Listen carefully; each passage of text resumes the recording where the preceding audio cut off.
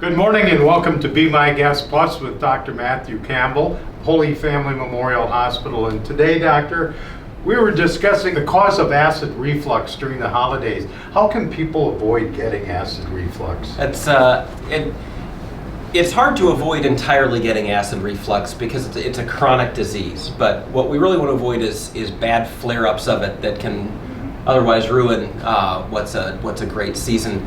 The problem is that acid reflux tends to be flared up by eating large meals, drinking alcohol, and those are things that we tend to do around this time of year.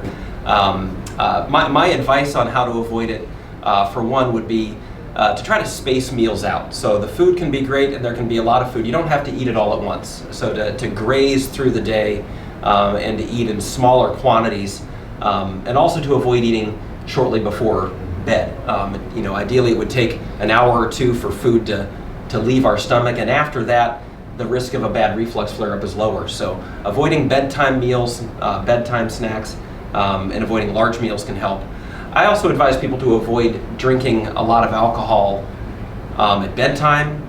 It's good to avoid drinking, it's good to avoid drinking a lot of alcohol in general, but to avoid drinking much alcohol with your meals, to separate the alcohol from the meal can also help. The 1-2 punch of a large meal and a glass of red wine will really give some people a rough night. Finally, if it's too late and you've already eaten a large meal or already had that drink, or it's close to bed but you're really tired and want to go to bed, you can set things in your favor by taking an antacid and elevating the head of your bed, or sleeping in a recliner, or having what's called a wedge pillow, which elevates your torso a little bit, and sometimes that's just enough help to keep stomach acid down where it belongs, in the stomach, rather than coming up north into the esophagus. So, well, thanks for those tips. And our YMCA question of the day is, what are you thankful for this Thanksgiving? I have too many things to be thankful for, but today we're talking about work, and I'm just going to highlight my staff in my office and in the operating room. I love going to work every day, and I work with really hardworking staff that finds joy in doing their job and helping us take care of patients.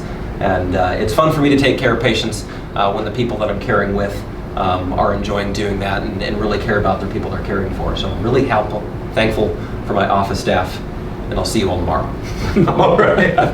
Well, thank you, Doctor. It's been a pleasure. Thanks. Dr. Matthew Campbell, join us again.